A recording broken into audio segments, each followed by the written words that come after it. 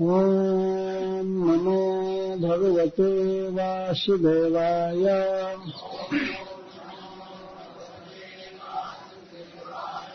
ॐ नमो भगवते वासुदेवाय।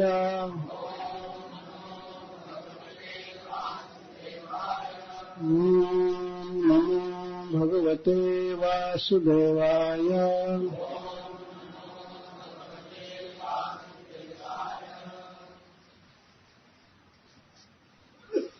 एकदारोहमारूढम्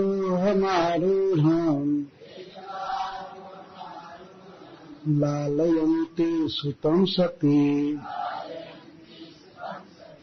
गरिमाणं शिशोर्वधूम् न सेहे गिरिकूटवत् भूमौ निधाय तं गोपी विस्मिता भारपीडिता महापुरुषमादभ्यौ जगतामास कर्मसु।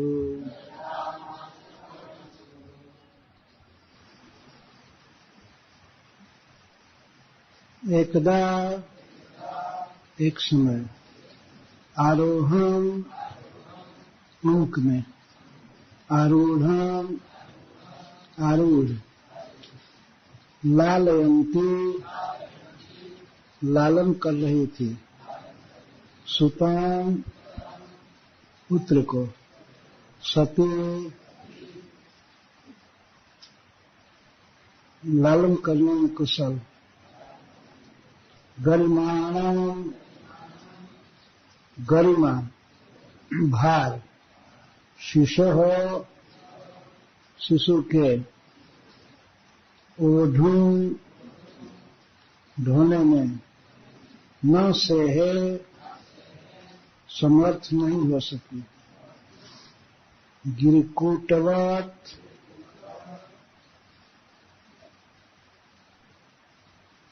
पर्वत शिखर के समान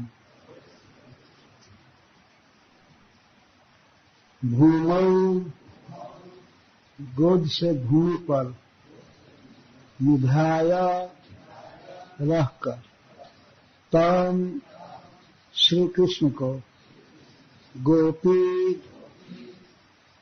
अत्यंत सरल स्वभाव की यशोदा विस्मिता आश्चर्यचकित होकर भार पीड़िता भार से पीड़ित होकर महापुरुषान भगवान नारायण आदध्यौ ध्यान करने लगी जगतान जो समस्त जीवों के आशा लग गई कर्मसु कर्मों में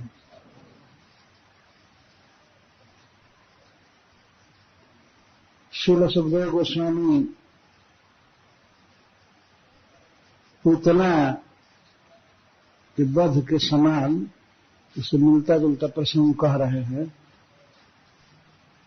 यद्यपि यह लीला तृणावर्त वध की लीला तब हुई जब श्री कृष्ण 1 वर्ष के थे।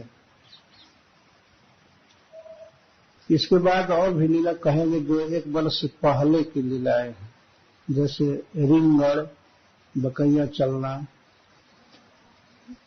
कई प्रकार कई लीलाएं हैं जिसको वे नहीं कह रहे हैं। पूतना के वध के समान ये भी एक भयंकर राक्षस का वध था, तो उससे मिलता जुलता प्रसंग है, इसीलिए इसको पहले कह लेते हैं। एकदा एक समय जब श्री कृष्ण 1 वर्ष के थे, 1 हायन आसीनो,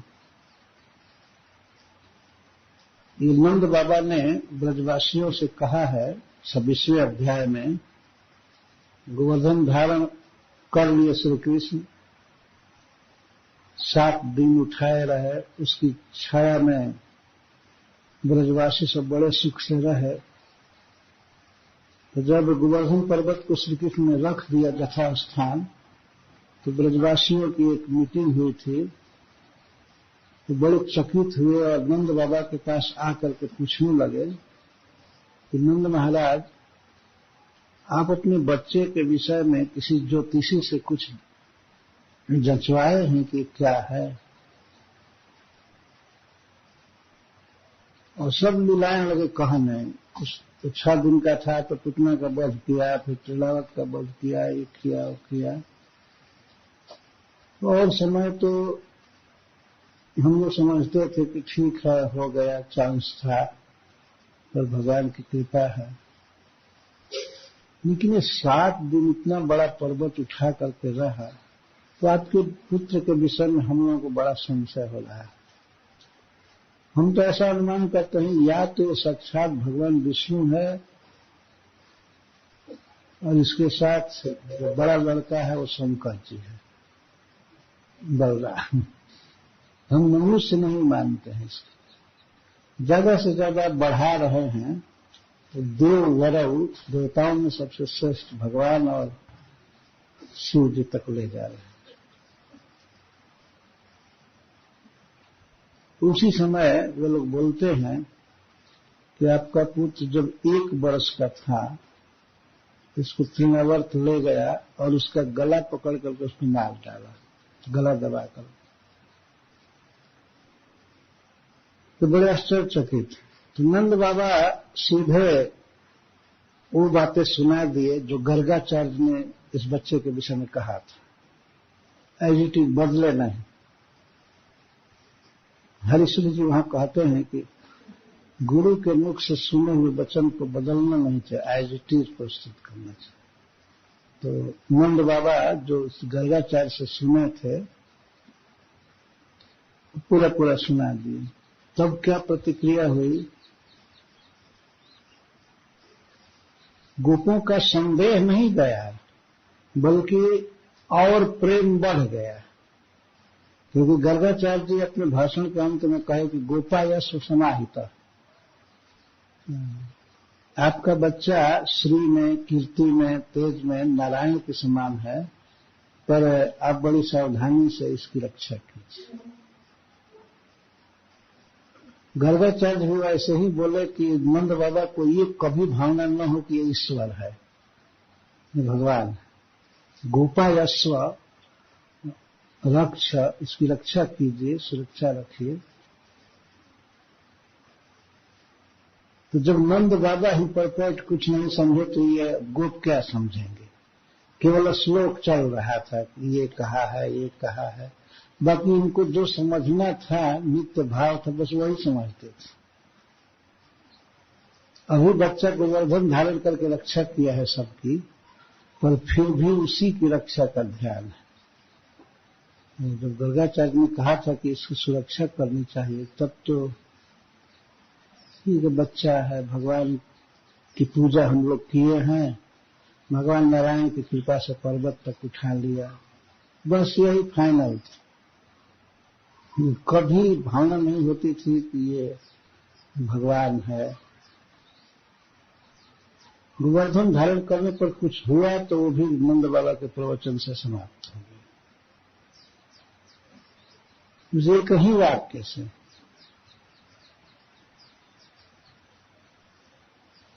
आपका आत्मज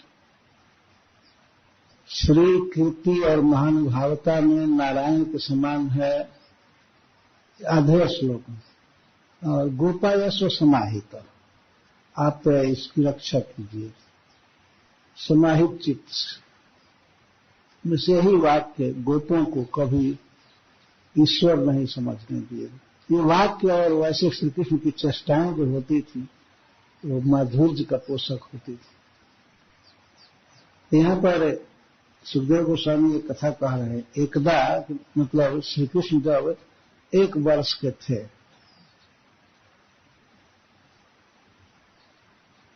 आरोहम आरोहम, आरोह कहते हैं गोद को, अंक को, आरोहम श्री कृष्ण स्वयं ही गोद में चढ़े थे, ये बात सिद्ध हो रही है। आरोहम आरोहम यशोदा जी ने स्वयं गोद में नहीं लिया था, श्री कृष्ण गोद में चढ़ गए थे। एक समय की बात है, आरोह में आरूढ़ हो गए थे, तो गोद में आरूढ़ है श्री कृष्ण का लालन कर रही थी।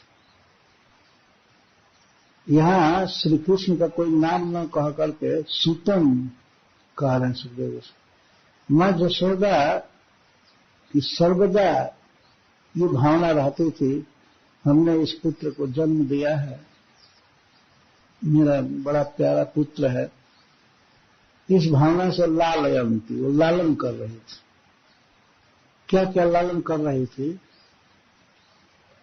दूध पिलाना, और दूध पिलाते पिलाते बीच बीच में अपने पुत्र का मुख चूमती थी, देखती थी, और कभी कभी दोनों बाहों से, दोनों हाथों में लेकर के से उत्तोलन करती थी, ऊपर उठाती थी, फिर दूध पिलाती थी, फिर चूमती थी, फिर उत्तोलन करती थी। तो लालयंती, लालन कर रही थी। तो हुआ क्या, श्री कृष्ण जो फूल के समान हल्के थे, गोद में पता भी नहीं चलता था कि वे हैं या नहीं है, इतना हल्के लगते थे मां के लिए। मां पर कभी वजन क्यों बढ़ाने भगवान?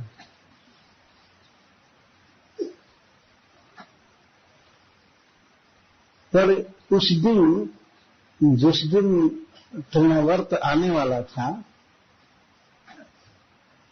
भगवान अकस्मात भारी हो गए।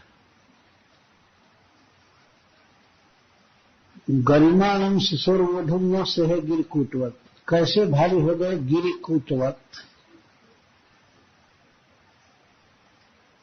पर्वत के शिखर के समान भारी हो गए। बहुत भारी चट्टान इतना भारी हो सकता है, वैसे भारी हो गए।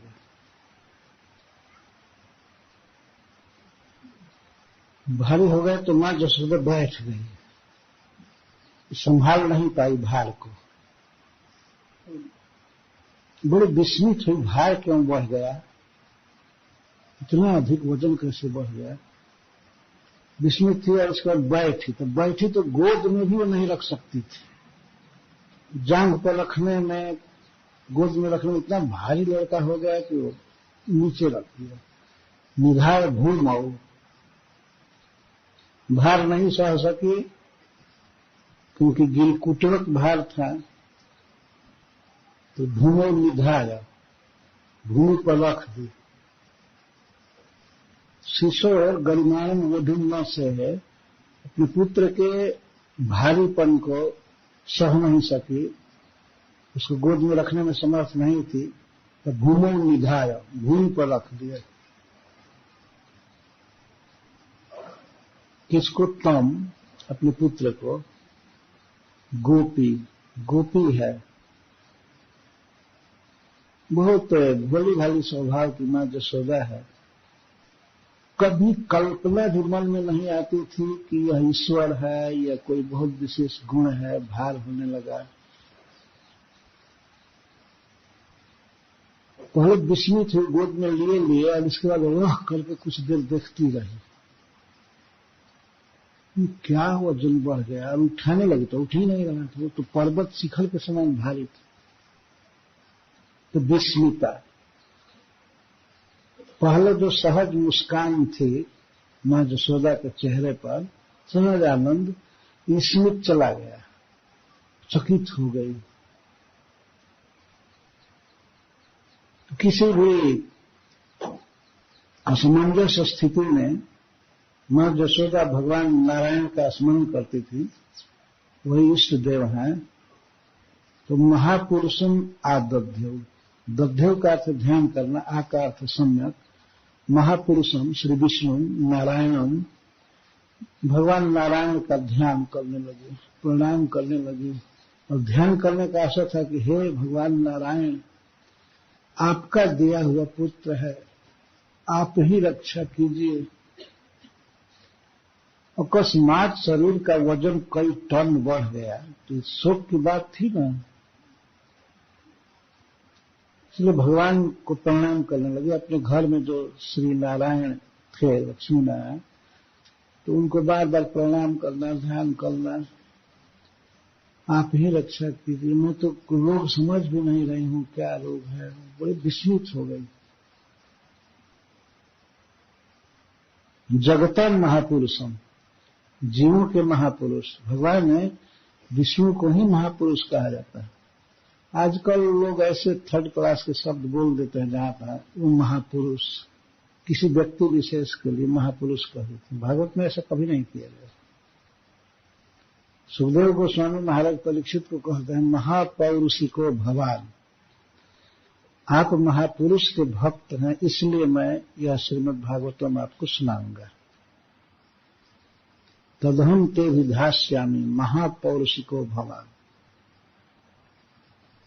आप महापुरुष के भक्त हैं। वास्तव में महापुरुष हैं भगवान, और सब केवल पुरुष हैं। पुरुष भी नहीं है, सब प्रकृति है। पुरुष भी केवल कहा जाए तो उसका अर्थ होता है श्री भगवान, और महापुरुष कहा जाए तब तो कहना ही क्या। तो महापुरुष का ध्यान करने लगी, मनाने लगी, कई तरह से विनती करने लगी। इसके बाद आशा कर्म से, और जो काम बच्चे की सेवा के लिए था और सब कामों में लग गई। विस्मित हुई, या किसी ब्राह्मण को लगा दिया कि स्वस्ति वाचन कीजिएगा दूर से ही, और कर्म से आशा, कर्म में लग गई। यहां कर्म से तात्पर्य है श्री कृष्ण की सेवा के लिए ही अनेक कर्म थे, उसमें लग गई।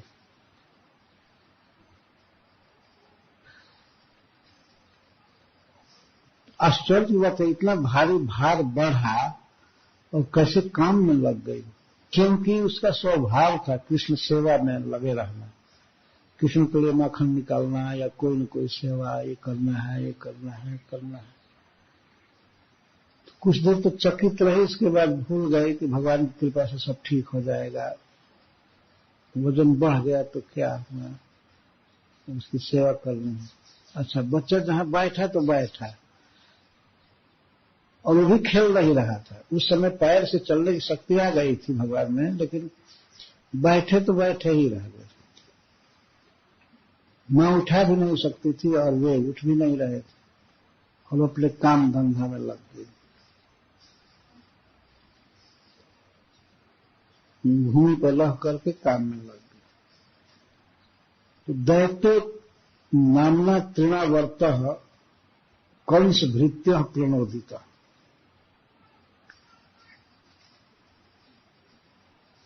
हुआ क्या, तो भगवान क्यों गोद से उतरे मां जशोदा के?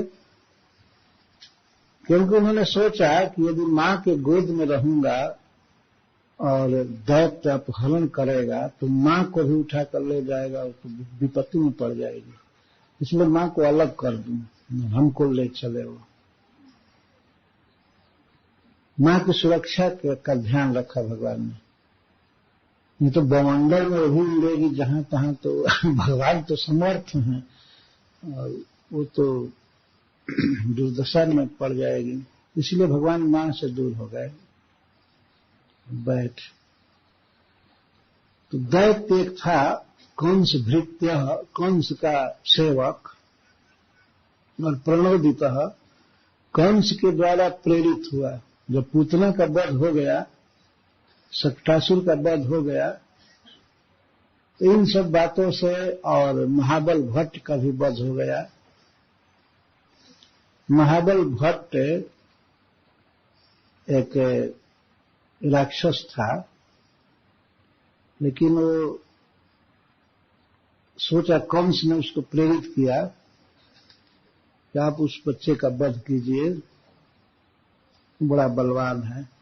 तो कहा गया बलवान क्या, उसको उसी के काम से मैं खत्म कर दूंगा। तो बहुत बड़ा ज्योतिषी बना, ज्योतिषी पंडित बना, मोटा पेट, तिलक, पगड़ी, ज्योतिषी बन करके वो आया, राक्षस नंद बाबा के यहाँ। और जशोदा जी और नंद जी से कहने लगा कि मैं एक बहुत बड़ा ज्योतिषी हूं, आपके पुत्र के विषय में मैं बता सकता हूं। नंद बाबा ने कहा ठीक है बताइए। तो बताया तो कहा कि आपके बेटा में बहुत गुण है, लेकिन एक महान दोष है। यह मूल नक्षत्र में पैदा हुआ है, यदि ये जीवित रह गया तो आपके पूरे खानदान का नाश होगा, ये करेगा, पूरे वंश का नाश करेगा। इसलिए या तो इसको त्याग दीजिए, कहीं जंगल में फेंक दीजिए, अथवा गड़वा दीजिए जमीन में। बहुत बुरा लक्षण का व्यक्ति, इसके चलते आपके कुल खानदान पर संकट आ गए। ऐसा वो ज्यों ही कहा, तो राक्षस था, ब्राह्मण के रूप में आया, ज्यों ही कहा त्यों ही सारी प्रकृति विरुद्ध हो गई। प्रकृति के जितने उपकरण थे वे सब विरुद्ध हो गए। तो एक नंद बाबा के घर में एक मटका टांगा हुआ था सीके पर, वो टूटकर सिर पर गिरा। सिर पर गिरा। जब वो चलने लगा ज्योतिषी महाबल भट्ट, चलने लगा तब तक सील लोढ़ा जो होता है वो खड़ा हो गया और लोढ़ा मारना चालू किया सील में, ऐसे बिना चलाए। कहा प्रकृति सारी विरुद्ध हो गई। भगवान के प्रति इतना अपशब्द बोला कि लोढ़ा और सील सब उड़ करके लगे मार ले। और चला कहीं तो कहीं जो वस्तु रखी थी, जैसे कई अस्त्र शस्त्र रखे थे, कई सामान ईंट पत्थर सब उड़ करके मार दे। ये कथा है। ये सब भी हो गया, मारते मारते समाप्त ही कर दिए। भगवान को हाथ नहीं लगाना पड़ा। जो चारों तरफ से लोढ़ा से पीटा है, पत्थर से तो जिएगा कैसे। कंस को ये सब खबर मिला, तब उसने तृणावर्त को भेजा, ये आया। किस तरह से इसने काम किया? सबसे पहले यह एक विशाल बवंडर के रूप में आया ब्रज में, और गोकुल को केंद्र बनाया। गोकुल मूल केंद्र था, और गोकुल में भी जहां कृष्ण बैठे थे उसी को केंद्र बनाया, और उसके चारों तरफ बहुत बड़ा बवंडर खड़ा था। इतना बड़ा बवंडर था, इतना शक्तिशाली उसका वेग था कि पेड़ तक उखड़ने लगे, डालियां टूटने लगी, हजारों बिजलियां गिरने लगी। और इसके बाद उसने बवंडर से धूल उड़ाना चालू किया। बहुत भारी धूल की वर्षा हो रही थी। और इसके बाद शर्करा कहते हैं पत्थर के छोटे छोटे कण को। बालू नहीं, बालू से भी ज्यादा मोटा शर्करा। ये हवा से बवंडर से सब पड़ने लगे, तो जहां तहां लोगों की आंखें बंद हो जाती थी। आंख खोल करके रखें तब तो आंख ही फूट जाए, ऐसा दृश्य किया। और धूली की वर्षा, तो धूल से और पत्थर से सबकी आंखों की दृष्टि हर लिया। इसमें श्रील सुखदेव गोस्वामी कहते हैं कि गोकुलम सर्वम आवृणवन मूसलम चक्षुंसी रेणु भी धूली से सबके आंखों को नष्ट कर दिया। नष्ट करने का मतलब है, खींचने का अर्थ है हर लिया नेता, अर्थात दृष्टि अवरोध कर दिया, देखने की शक्ति नहीं रही किसी में भी। सारे ब्रजवासी दृष्टि शून्य हो गए, देख नहीं सकते थे। एक तो अंधकार से, और दूसरे राज्य से और शर्करा से। बहुत भारी अंधकार छा गया दिन में ही। कोई किसी को देख नहीं सकता था, न अपने को न दूसरों को। मुहूर्तम अभवद गोष्ठम रजसा तमसा आवृतम। रज से और तम से पूरा गोष्ठ आवृत हो गया। गोष्ठ का अर्थ गौओं के रहने का स्थान, पूरा ब्रज गोकुल आवृत हो गया। इस पर बहुत सुंदर भाव भक्तों ने लिखा है। जब रजोगुण और तमोगुण इंद्रियों को, गोकुल को आवृत कर लेगा तो फिर भगवान कहाँ दिखाई पड़ेंगे। अपना स्वरूप भी नहीं दिखाई पड़ता था, भगवान कहाँ से दिखाई पड़ेंगे। अपने को कोई नहीं देख सकता था कि हम कैसे हैं, क्या हैं, और दूसरे को नहीं देख सकते थे। आगे श्लोक में आया है कि न अपने को देख रहे थे कोई, न दूसरे को देख रहे थे। इतनी धूली की वर्षा हो रही थी, झोंका लग रहा था। वर्षा का से झोंका, हवा से, बवंडर से धूली उड़ रही थी और सरकरा। इसलिए मुहूर्तम अभवत गोष्ठम रजसा तमसावृतम, कुछ काल के लिए गोकुल पूरा धूली से और अंधकार से आच्छन्न हो गया। सुतम जसोदा ना पश्यत तस्मिन न्यस्तवती जता, और जसोदा जी व्याकुल हो गई और अपने पुत्र को खोजने लगी। और गोकुल में जितने लोग थे सब केवल यही सोच रहे थे, नंद बाबा का पुत्र कहाँ है, किस दशा में है। अपनी चिंता किसी को नहीं थी, एक भी दिखाई नहीं पड़ रहा था। और इतने घोर शब्द किया तृणावर्त की, सबके कान लगभग बहरे हो गए, सुनाई नहीं पड़ रहा था। कोई कुछ भी बोले उसके आवाज के कारण और कुछ सुनाई नहीं पड़ता था और आंख से दिखाई नहीं पड़ता था। पर चिंता एक ही थी सबको कि कृष्ण कहाँ है, नंदलाला कहाँ है, नंदलाला कहाँ है, किस स्थिति में है। और कहीं जा भी नहीं सकते थे, सरकरा की मार पड़ रही थी, आंख खोलने का तो प्रश्न ही नहीं था, बहुत जोर का बवंडर था।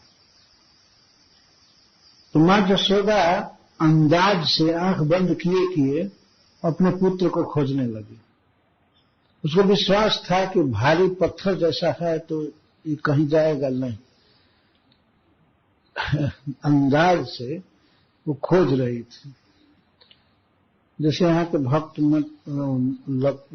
लाठी से मटकी फोड़ना चाहते हैं, उनकी आंखें बंद रहती हैं।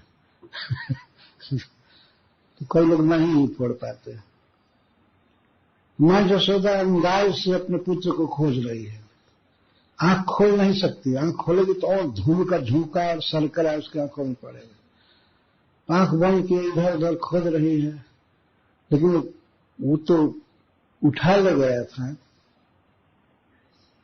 दैतो नामना तृणावर्त कंस भृत्य प्रणोदित चक्रवात स्वरूपेण जहारासीनम अर्भकम, तो बैठे हुए बच्चे को हर करके ले गया, प्रथम बवंडर में ही उड़ा करके ले गया। जहार आसीनम अर्भकम, बैठे हुए बच्चे को उठा ले गया। अच्छा, जब श्री कृष्ण इतने भारी थे तो कैसे उठा ले गया। जब उठना हुआ श्री कृष्ण को तो बिल्कुल फूल जैसे हो गए। तृणावर्त अनुभव क्या करिए, इसको उठाने में क्या, और ले गया। मां के लिए इतना भारी हो गए और तृणावर्त के लिए बिल्कुल पुष्प जैसे हल्के हो गए। भगवान तो इच्छामय है, जब भी जैसा होना चाहे बन सकते हैं। उड़ा कर ले गए तो मां खोजने लगी। सुतम जसोदा न पश्यत तस्मिन न्यस्तवती जत, न अपश्यत तस्मिन स्थाने, जिस स्थान में न्यस्तवती स्थापित किया था श्री कृष्ण को रखा था, उस स्थान में खोजने लगे। तो बहुत दूर में खोज रहे हैं। जैसे जैसे श्री कृष्ण नहीं मिल रहे हैं, मां जसोदा का शोक वैसे वैसे बढ़ने लगा, लेकिन वो कहीं भी पाई नहीं। देखने लगे सब जगह, लेकिन न अपश्यत। केवल जसोदा ही नहीं, न पश्यत कश्चनात्मानं परम चापि विमोहित, तृणावर्त निशिष्टा भी सर्कराभिरुपद्रुत। कोई भी व्यक्ति न अपने को देख रहा था, न परम चापी और न दूसरे को। तृणावर्त निशिष्टा भी सर्कराभिरुपद्रुत और विमोहित। तृणावर्त के द्वारा उत्पन्न की गई शर्करा से, बालू के मोटे मोटे कणों से सभी उपद्रवित थे, सबको मारा जा रहा था आंखों में। तो इस कारण से और विमोहिता, सब विमोहित थे। क्या करना चाहिए ये भी नहीं सूझ रहा था कि अब क्या करना चाहिए। विमोहित थे। विमोहित का यह अर्थ है कुछ करना और अनुसंधान करना, इसमें असमर्थ हो गए थे। क्या करें, इससे बचने के लिए कहां जाएं, क्या करें, वो बच्चा कहां है, ये है, कोई उपाय नहीं सूझ रहा था। दिखाई पड़े तब तो पहले वो कुछ खोज किया जाए, दिखाई तो पड़ नहीं रहा था। न अपश्य कश्चन, कोई भी अपने को आत्मानंद और परम चापी न अपश्य, नहीं देख रहा था। इस तरह से सब लोग तंग थे, दुखी थे। तब श्रील सुखदेव गोस्वामी अब कहते हैं इति खर पवन चक्र 500 वर्ष, बहुत जोर की हवा चल रही थी, सो खर पवन कहते। खर वो तेज गति से शरीर में लगने वाली, और उस पर भी हवा का वेग तो था ही, 500 वर्ष धूलि की वर्षा हो रही थी। ऐसी धूलि उड़ रही थी, लगता था कि वर्षा हो रही है। बवंडर चारों तरफ से धूल को फेंक रहा। तो सुत पदवी अबला अविलक्ष माता जसोदा अपने पुत्र के पदवी को नहीं देख रही थी, नहीं देख रही थी। जब अनुमान करके इतनी ही दूर में होगा और जब खोज नहीं मिला तो धड़ाम से जमीन पर गिर गई। जैसे गाय का बच्चा मर जाए तो गाय पछाड़ खा करके जमीन पर गिरती है, विलाप करती है, ऐसे लगी विलाप करना।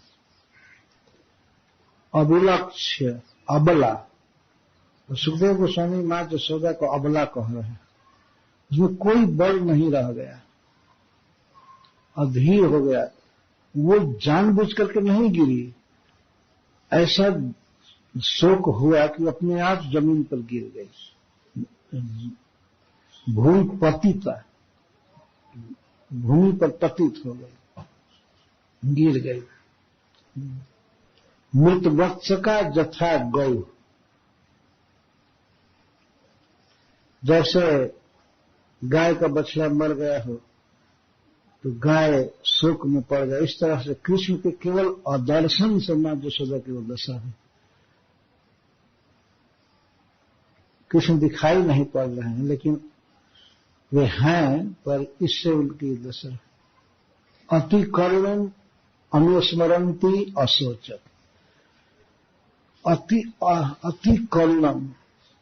मां जसोदा ऐसे विलाप कर रही थी और अपने पुत्र के विषय में शोक कर रही थी। उसके लीलाओं का, उसकी चाल का, स्वरूप का स्मरण कर रही थी, निरंतर स्मरण हो रहा था। और अनुशोचत, शोक कर रही थी, विलाप कर रही थी। ऐसा विलाप कर रही थी, श्री सनातन गोस्वामी पाद जी लिखते हैं कि जिस विलाप को सुन करके पत्थर और वज्रसार भी पिघल जाते थे, ऐसे विलाप करते, रो रही थी। हा पुत्र आदि कह करके और कृष्ण के गुण गा करके जो विलाप कर रही थी, पृथ्वी पर लेट करके, खड़ी नहीं हो सकती थी, शरीर में शक्ति नहीं रह गई, इसलिए अबला शब्द का प्रयोग किया। बल नहीं रह गया, खड़ा होने के भी, खोजने के भी, विलाप कर रही थी, छटपटा रही थी। भूमि पतिता मृत वत्स का जथा गौ, बहुत दुर्दशा थी, शोक था। इसी बीच हुआ क्या, जब मां जसोदा विलाप कर रही थी, कुछ देर के बाद पवन उपरत, पवन में जो हवा का वेग था वो रुक गया, और यहां तक कि धूली वर्षा और शर्करा की वर्षा भी थम गई, रुक गई। तब मां यशोदा के विलाप का शब्द सुनाई पड़ने लगा अन्य गोपियों को, जो श्री कृष्ण को अपने पुत्र जैसा ही मानती थी, मां यशोदा की सखियां थी, उन लोगों को सुनाई दिया मां यशोदा का विलाप। तो रुदितम अनुनिशम्य, मां यशोदा का विलाप और रोना जब सुना, तत्र, उस स्थान पर, यह तत्र का अर्थ सनातन गोस्वामी पाद जी कह रहे हैं, जिस स्थान पर कभी दुख सुना नहीं गया, जहां केवल आनंद और सुख रहता है, उस स्थान पर विलाप सुना गोपियों ने। वो स्थान ऐसा है जहां पर कभी कोई दुख नहीं था, केवल आनंद था, सुख था, कभी यशोदा को रोते हुए नहीं पाया गया। पर उस स्थान पर, सुखमय स्थान पर, मां यशोदा को इस तरह से दुख में उद्गार सुन करके उनकी सहेलियां वहां जुटी। रुदितम अनुनिशम्य तत्र गोपियां भीषण तत्व धियोश्र पूर्ण मुख्या। पहले से चिंता लगी थी कि नंदलाला कहाँ है, और जब मां यशोदा का विलाप सुनी तो तुरंत समझ गई कि बच्चा नहीं है। तो आकर के देखने लगी, सब लोग खोज रही हैं, गली में, भवन में, छत पर, जहां तहां सब इधर उधर खोजने लगे। उस समय यशोदा को कोई सचेत नहीं करा रही थी, कृष्ण को खोजने लगी। तो कहीं भी भवन के कोने में या गली में या छत पर कहीं भी श्री कृष्ण मिल नहीं रहे थे। जब नहीं मिले तो ये भी वही उसी दशा में हो गई जो मां यशोदा की दशा थी, ये रोने लगी। रुदुः अनुपलब्ध नंद सुनु पवन उपारत 500 वर्ष बेगे। उनका हृदय तप्त हो गया, हृदय में बहुत शोक हुआ, आंखों से आंसू की धारा बहने लगी। तो और वे अनुपलब्ध नंद सुनु, नंद पुत्र नंद नंदन को न देख करके और रुदुः, यशोदा जी के समान ही रोने लगी, सब विलाप करने लगी। यशोदा जी रो रही है और हजारों हजारों स्त्रियां रोने लगी। भगवान इस तरह का शोक कभी कभी देते हैं अपने भक्तों को, सब उन्हीं की इच्छा है, वही लीला कर रहे हैं और अपनी इच्छा से वे गए हैं। अन्यथा दैत्य में क्या शक्ति है कि भगवान को उड़ा करके ले जाए। चक्रवर्ती पाद जी कहते हैं कि जमीन पर रहते रहते श्री कृष्ण की इच्छा हो रही थी कि जरा हवाई सफर करें, हवा में चले। बहुत ऊंचा ले गया था। इस पर भी भाव कहा गया है कि स्वर्ग की देवियां चाहती थी कि श्री कृष्ण को हम देखें निकट से, तो श्री कृष्ण चले गए बहुत ऊंचा। सब लोगों ने देखा कि आए हैं, बच्चा आया है आकाश। तो तृणावर्त को ही, दैत्य को ही अपना वाहन बना लिया।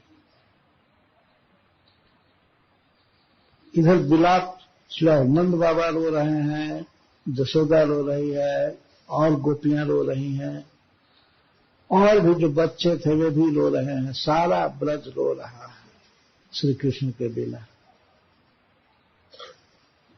और हवा तो अब बंद हो गई थी, वर्षा बंद हो गई थी, धूल आदि। तो रुदुः अनुपलब्ध नंद सुन, नंद लाल को न पाकर के सभी रो रहे थे। तो भगवान ने जब देखा तो बहुत ऊंचा चले गए थे, लेकिन भगवान ने जब देखा कि सारा ब्रज रो रहा है, सारा गोकुल रो रहा है, मेरी माँ रो रही है, नंद बाबा रो रहे हैं और हमारी अन्य माताएं रो रही हैं, इसको देख करके अब उनके मन में हुआ कि अब नीचे उतरना चाहिए। बहुत देर हो गई हवा में घूमते घूमते, और बहुत वेग से उड़ा था, बहुत ऊंचा चला गया। उसका प्लान था कि ऊपर ले जाऊं और वहां से पटकूंगा तो एकदम चकनाचूर हो जाएगा। बहुत ऊपर ले गया। आजकल के विमानों की जो ऊंचाई होती है उससे कई गुना ऊंचा ले गया। ले गया तो भगवान तो समझते हैं सब भक्तों के दुख को, तो देखे कि माँ रो रही है, बाबा रो रहे हैं, तभी तुमने न सोचा इनको इतना दुख देना ठीक नहीं है, रुलाना ठीक नहीं है। तब अब क्या किए, अपना भार बढ़ाना चालू किए। भार, सारा जगत भगवान के उदर में रहता है, वो तो जब चाहे तब भार बढ़ा सकते हैं, और नहीं तो फूल से भी हल्का कर सकते हैं। तो जब उतरने की इच्छा हुई जमीन पर, तो अपना भार वर्धन किए, बढ़ाए, फिर पर्वत शिखर के समान भार।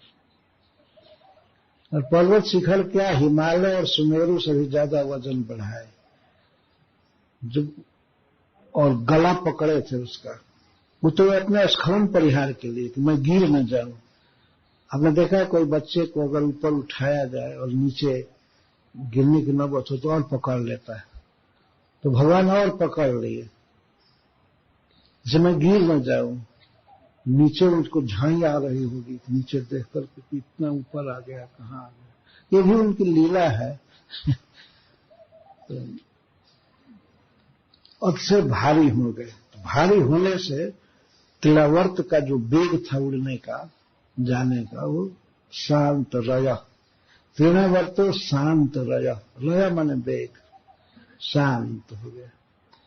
अब आगे वो नहीं उड़ सकता था। वात्या रूप धरोहर, भवंडर का रूप धारण करके वो हर रहा था और अपने रूप में भी था, लेकिन अब वो जल में समर्थ नहीं हुआ। कृष्णम नभो गतो गंतुम ना सकनो भूरी भार भेद। नभो गतः, वो आकाश में गया था, और भूरी भार भेद, अतिशय भार को ढोने में समर्थ नहीं हो सका, तो अब आगे नहीं जा सका। न तो ऊपर उड़ रहा था और न कहीं जा रहा था, इतना भार बढ़ा, एकदम शिथिल हो गया। और शिथिल होकर के क्या सोचने लगा, तमस मानम मन्य मानम, उसको भ्रम होने लगा कि मैं कोई नील पर्वत उठा करके चल दिया। श्री कृष्ण नीले हैं, सांवले हैं, तो उसके मन में आने लगा कि मैं भूल से कोई श्याम पर्वत उठा करके चल दिया।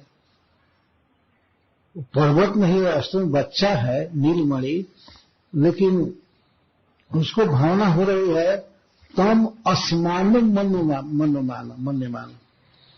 श्री कृष्ण को पत्थर, और पत्थर मतलब नीलमणि, नीलमणि पर्वत समझने लगा। अब ये भावना नहीं रही कि यह बच्चा है। सुखदेव गोस्वामी बोल रहे हैं तम श्री कृष्णम असमानम मन्यमान, पत्थर समझने लगा। तो श्रील सनातन गोस्वामी पाद जी लिखता है कि नीलमणि पर्वत समझने लगा। छोटे से ही कृष्ण, बाहर से कोई बड़ा नहीं लग रहा है, लेकिन उसके गर्दन में ऐसा लगा कि जैसे पत्थर बांध करके चल रहा है। जैसे दूसरे लोग नीलमणि का गहना पहने, तो लेकिन गर्दन में वो हाथ डाले हुए हैं कंठ में और झूले हुए हैं, तो ऐसा उसको लग रहा है कि पत्थर टांग करके चल रहा है, नीलमणि पर्वत उठा करके चल रहा है। ऐसा मन में मानना, ऐसा ही मान रहा था। ऐसा नहीं सुखदेव जी कहते हैं कि पर्वत जैसा भारी मान रहा था, नहीं, उनको पर्वत ही समझ रहा था, नीला पर्वत, सांवला पर्वत।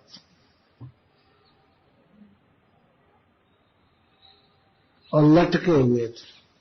तमस मानो मन माना आत्मनो गुरुमत्तया गले गृहीतम उत्सृष्टुम ना सकनो अद्भुतार्भकम। गुरुमत्तया, अतिशय भार के कारण वो यही मानने लगा कि यह अस्म है, नीलमणि पर्वत है।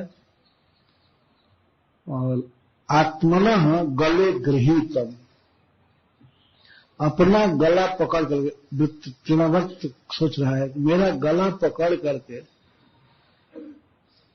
यह स्थित है, बहुत भारी पर्वत है नीलमणि पर्वत। तो उत्श्रेष्ठ, उसको हटाने के लिए उसको छुड़ा करके, उसकी बाह छुड़ा करके और पटक दे, अथवा इसको लेकर के मथुरा चले जाएं, तो अब जा नहीं सकता था, शक्ति तो एकदम पस्त हो गई थी। तो सोचा कि अब पटक दो इसको। तो उत्सृष्टुम, श्री कृष्ण को उनकी बाह छुड़ा कर, अपना गला छुड़ा करके और पटकने की चेष्टा किया, लेकिन न सकनो। बार बार चेष्टा किया कि बाह छुड़ा दूं, गला मुक्त करूं, लेकिन न सकनो। अद्भुतार भकम, तब वो विचार करने लगा कि अरे कैसा अजीब बालक है, अद्भुत और भकम, ये कैसा है, पहले फूल जैसा हल्का था, इतना भारी पहाड़ जैसा भारी हो गया, और ये छोड़ नहीं रहा है, ये कैसा बालक है, विचित्र, मैं फंस गया, बाप रे बाप, इस लड़के के चक्कर में ऐसे फंसा। जब फिर जैसे पूतना छुड़ा रही थी, लेकिन श्री कृष्ण छोड़े नहीं।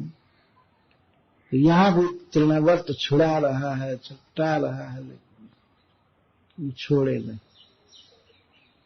और गला पकड़े थे, गले गृहीतम कृष्णम, जो उसके आत्मनः गले गृहीतम, अपने गले को पकड़े हुए श्री कृष्ण को उत्सृष्टुम, छुड़ाना चाहा लेकिन न असक्नो, छुड़ा नहीं सका। तब उसका रियलाइजेशन दे रहे हैं सुखदेव गोस्वामी की, सोच रहा है तृणावर्त की अद्भुत और भकम, तो अद्भुत बालक, वंडरफुल बालक, वंडरफुल है कि अब तुम्हारी जान मारेगा। तो गला ग्रहण निश्चेष्ट, गला पकड़ने से इतना जोर से भगवान ने गला पकड़ा कि अब निश्चेष्ट हो गया, हाथ पैर में सब चेष्टा नहीं रह गई।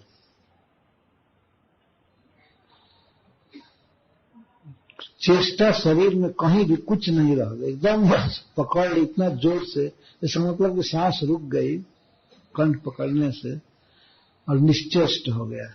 दैत्य निर्गत लोचना, और उसकी यहां पकड़ने से उसकी आंखें बिल्कुल उलट गई, निर्गत लोचना, आंखें निकल गई।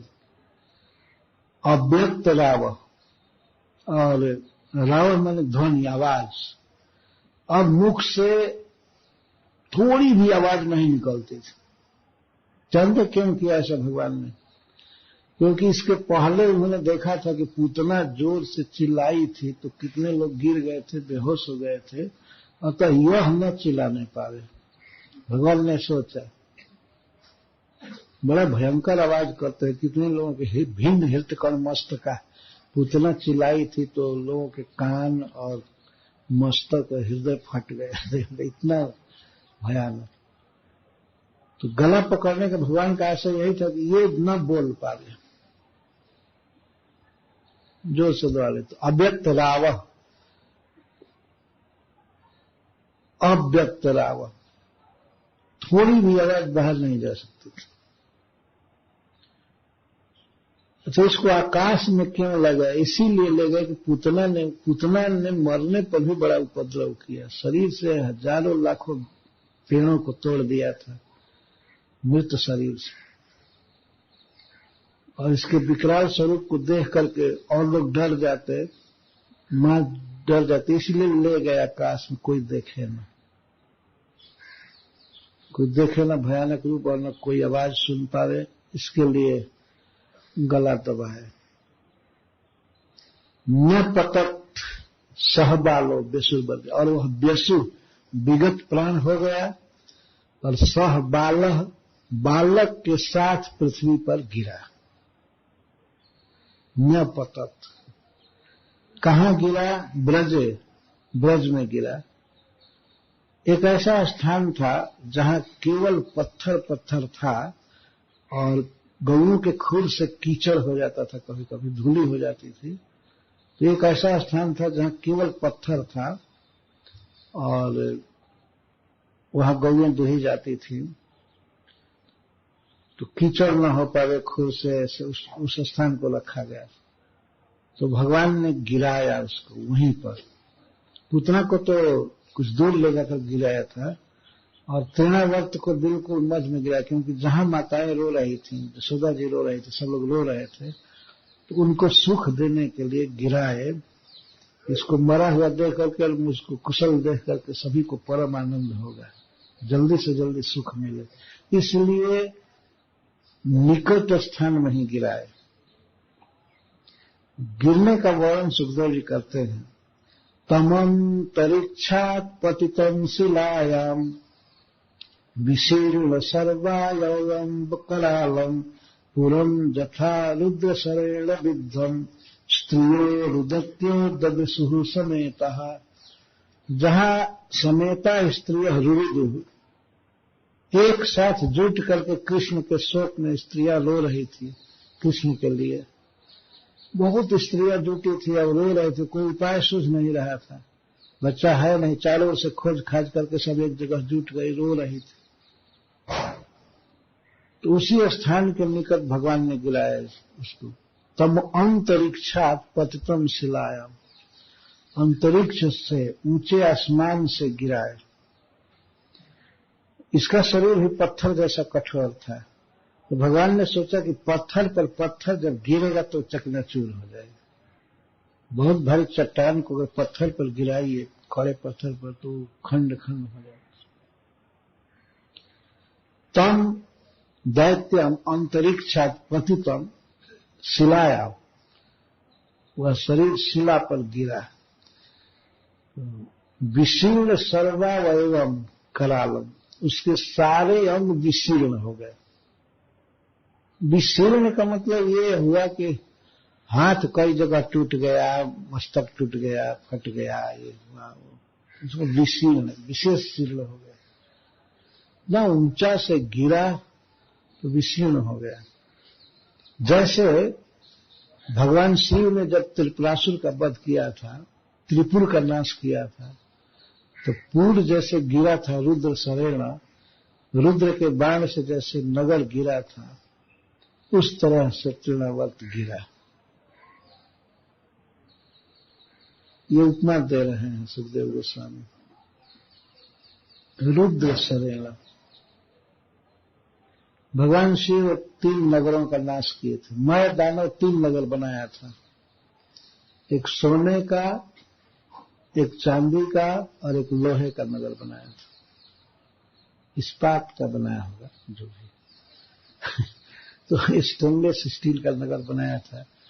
3 नगर बनाया था और उस पर सब असुरों को निमंत्रण दिया था कि इससे युद्ध करो। देवता लोग बुरी तरह से हार रहे थे। वो लोग तीनों विमान ऐसे थे कि कभी दिखाई देते थे, कभी नहीं दिखाई देते थे,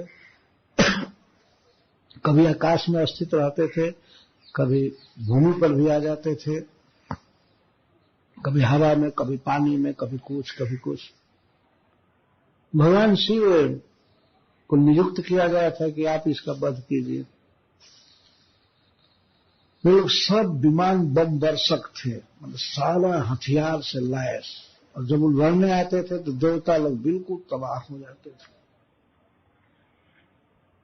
तब भगवान शिव ने भगवान श्री हरि से विनय किया, तब मैं थक गया, तुम आप कुछ उपाय कीजिए। तो बात क्या थी कि विमान पर मैं दानव एक अमृत कुंड बनाया था, और कोई भी सैनिक जब मरता था, कट जाता था अंग आदि, तो उसको लेकर के उसमें बोर देता था कुंड में, तो बिल्कुल फ्रेश होकर के जन्म लेता था, इसलिए कोई मरता नहीं था।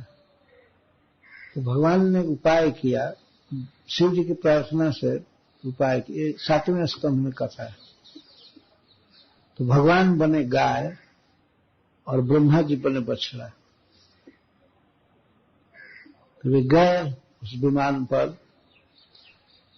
तो असुर लोग भी गौओं से घृणा नहीं करते। देखे कि गाय पी रही है, प्यासी गाय है, तो पीने दिए। भगवान की माया से मोहित थे तो पीने दिए, लेकिन गाय तो इतना समर्थ थी कि पूरा कुंड पी गई। फिर भी लोग बोले नहीं। जब कुंड सूख गया तो इसके बाद भगवान शिव ने अग्निबाण चढ़ाया 3 नगर पर, और एक साथ में 3 नगर गिरे। तो जैसे वो गिरे थे उस तरह से तृणवर्त गिरा, सारे अंग ध्वस्त हो गए, वही विमान सब चकनाचूर हो गया, उस पर सवार जो भी सैनिक थे सब मरे उसी के भीतर। ये उदाहरण आ रहा है, दृष्टांत दे रहे हैं, जैसे रुद्र शरेण पूरम, इस तरह से भगवान ने गिराया उसके शरीर को। करालम, उसका शरीर बहुत भयंकर था। करालम, स्त्रियों रुदत्तो दंडसु समेता, तो समेता वहां जुटी ही थी स्त्रियां, स्त्रियों ने देखा। क्यों स्त्रियों को दिखा रहे भगवान? क्योंकि ये बहुत छटपटा रही हैं, विलाप कर रही हैं, ये देखेंगी तो सुखी होंगे। स्त्रियों ने देखा, एकाएक ऐसा लगा कि बहुत भारी पहाड़ गिरा। अन्य जगह पर नहीं गिरा है भगवान की, कोई गाय या कोई मनुष्य पेड़ आदि कुछ नहीं था वहां पर, केवल पत्थर था। पत्थर पर गिरा, टूट गया सारा शरीर। स्त्रियों ने देखा तो ये नहीं देख रही थी कि क्या गिरा, उनकी चेतना तो श्री कृष्ण में थी। गिरने पर सबसे पहले उसके विशाल शरीर पर सांवला ज्योति दिखाई दिया, सांवला श्री कृष्ण।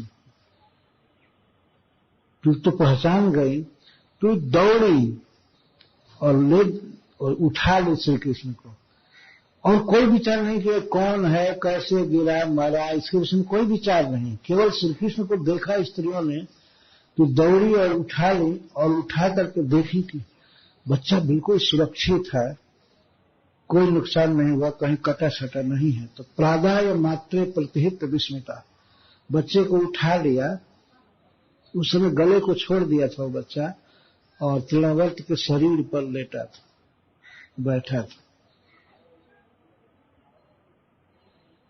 तो बहुत सुंदर भगवान है ना, तो ऐसे नीलमणि के समान चमक रहे थे। तो बोले उनके चमक को देख करके ही समझ गई यही श्री कृष्ण है, यही श्री कृष्ण है। जाकर के उठा लिया, लाई, बहुत विस्मित थी। विस्मिता कृष्णम च तस्य रसी लंबमानम, कृष्ण को देखा कि उसके गर्दन में झूल रहे, या लंब मानो ऐसे लेटे हुए, लंब मानो लटक रहे हैं, ये अर्थ है। कृष्ण को देखा तो तुरंत ही प्रतिहृत्य वहां से लेकर के और मात्रे प्रदाय, मां जसोदा को दिया दूध पिलाने के लिए, कि यदि बच्चा दूध पिएगा तो समझ लिया जाएगा कि यह स्वस्थिमान है।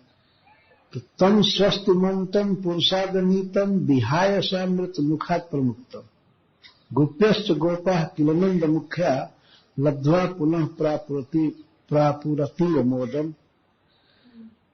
नंदवादादि गोप और गोपियां सब देखी कि तम स्वस्थिमंतम, कुशली मन, बच्चा बिल्कुल कुशल है, हंस रहा है। अगर कोई शरीर में दांत लगा होता, कटा होता तो दुख अनुभव करता है, बच्चा बिल्कुल खेल रहा है, हंस रहा है। स्वस्थिमंतम पुरुषाद नीतम, पुरुष अद्मन भोजन, मनुष्यों को खाने वाले राक्षस के द्वारा नीतम, ये आकाश में ले गया विहाय सा, आकाश मार्ग, फिर भी एक खाया नहीं राक्षस इसको, जो बचा हुआ है। और इतना कोमल बच्चा, एक कोमल शरीर है, इसको तो बहुत आसानी से खा सकता था, लेकिन भगवान नारायण की दया है कि आकाश में ले गया राक्षस इसको खाने के लिए, लेकिन खा नहीं सका। मृत्यु मुखात प्रमुक्तम, यह बच्चा मृत्यु के मुख से प्रमुक्त हुआ है, मृत्यु के मुख से आ गया। साक्षात मृत्यु ही था ना ये तृणावर्त, तो मृत्यु के मुख से आ गया। तो गोपियां और गोप, नंद प्रधान सब गोप, लब्ध्वा पुनः, बच्चे को पा करके फिर से अतीव मोदम प्राप्त, अतिशय आनंद प्राप्त किया, सारा शोक समाप्त हो गया। श्री कृष्ण को बिल्कुल कुशल देख करके, हंसते हुए देख करके, और मां जसोदा दूध पिलाने लगी, देख करके सब लोग बड़े प्रसन्न हुए कि जितना शोक हुआ था उससे कई गुना आनंद मिला। इस तरह से श्री कृष्ण अपने भक्तों को सुख दे रहे थे और बीच बीच में थोड़ा सा दुख दे करके सुख देते थे, तो उस सुख का ज्यादा आस्वादन होता है। केवल सुख ही सुख रहे तो ऐसे तो सुख रहे तो कोई हानि नहीं लगी। कभी कभी ऐसा सोचा जाता है कि केवल सुख ही सुख रहे तो जी उब जाएगा। नहीं, केवल जीने से जैसे जी नहीं उब रहा है तो अप्राकृत आनंद से कभी जी उब नहीं सकता। लेकिन फिर भी बीच बीच में कुछ शोक दे करके और उस सुखानुभूति के स्टैंडर्ड को बढ़ाते हैं भगवान। और तीव्र मोदम प्राप्त, अतिशय मोद प्राप्त की। हम सभी ब्रजवासी जुटे हुए थे, सभी स्त्रियां। अब इस घटना पर क्या क्या बोल रहे हैं आपस में, सुखदेव गोस्वामी बोलते हैं। बहुत बड़ी घटना हुई। बच्चे का अपहरण करके राक्षस ले गया, आकाश में ले गया। खाने की बात तो दूर है, केवल गिरा देता तब भी बच्चा मर जाता, लेकिन भगवान नारायण ने बचा लिया। तो किसी को पता स्वप्न में भी नहीं है कि यही मूल नारायण है। हमेशा नारायण की कृपा, विष्णु की कृपा, भगवान अधोक्षज की कृपा से बच गया। तो सारा समाज जुटा ब्रजवासियों का, रोती हुई स्त्रियां सब हर्षित हो गई, नंद बाबा खुश हो गए, सब लोग परम आनंद में हो गए। अब आनंद में हो गए, इसके बाद आपस में इस पर समीक्षा चलने लगी। देखो, आपस में बात कर रहे हैं। अहो बतात्यद्भुत सरक्षसा बालो निवृत्तिं गमितोऽभ्यगात् पुनः हिंस्रः स्वपापेन विहिंसितः खलः साधु समत्वेन भयाद् विमुच्यते। अहो, हर्ष में बोल रहे हैं, विस्मय में। अहो बता, क्या ये विस्मय है, क्या आनंद की बात है। ऐसा बालक, ऐसा बाल, ये बच्चा कितना सुकुमार है, इतना सुकुमार बच्चा। ऐसा बालक दिखाकर अपने अंगुली से कह रहे थे, कैसा भोला भाला है, किसी का इसने कभी कुछ नहीं बिगाड़ा, बिगाड़ने की शक्ति ही नहीं है, बुरा करने की शक्ति नहीं है। इतना भोला भाला मासूम बच्चा है, फूल से भी अधिक सुकुमार इसका देह। ये सब बाल राक्षसा निवृत्ति गणित, निवृत्ति मतलब मृत्यु। राक्षस के द्वारा इसकी मृत्यु हो चुकी थी, मतलब ले गया था तो अब मरना ही था। राक्षस के द्वारा इसकी मृत्यु हो चुकी थी, लेकिन फिर भी अभ्यगात पुनः फिर आ गया, मर करके जी गया। ये बच्चा, अब सबकी दृष्टि श्री कृष्ण पर है, नीलमणि के समान सुंदर श्री कृष्ण पर दृष्टि। ये सब बाल, कितना प्यार है उनका। ये सब बाल निवृत्तिंगत, राक्षस के द्वारा मृत्यु को प्राप्त करा दिया गया था, लेकिन पुनः अभ्यगात फिर आ गया। और इसको कौन मारने गया था? ये पापी अपने पाप से मर गया। ये भावना नहीं है कि कृष्ण ने मारा है, नहीं नहीं, ये बाप फूल से भी अधिक सुकुमार बच्चा क्या मारेगा, कभी सोच ही नहीं, मन में आ ही नहीं रहा था। उतना मरे तब भी ब्राह्मणों का आशीर्वाद, सकट मरा तब भी ब्राह्मणों का आशीर्वाद, नारायण की कृपा।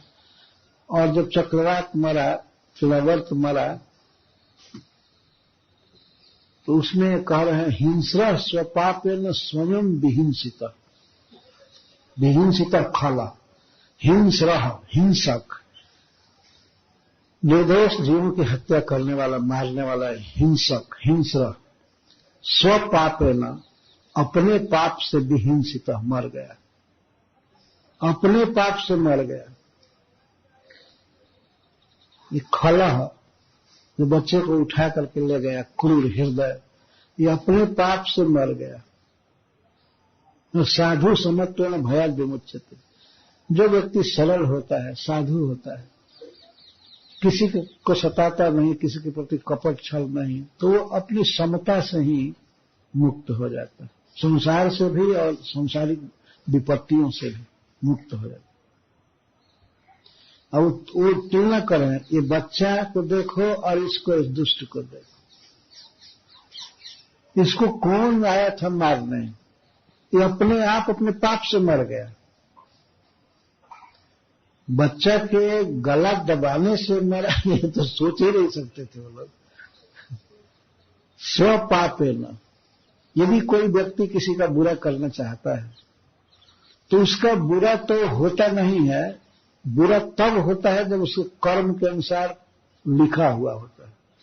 किसी के करने से किसी का बुरा नहीं हो सकता, लेकिन कोई किसी का बुरा करना चाहता है तो एक नया पाप उससे होता है, बुरा करने की इच्छा करने वाले के लिए, तो उससे उसी का नुकसान होता है।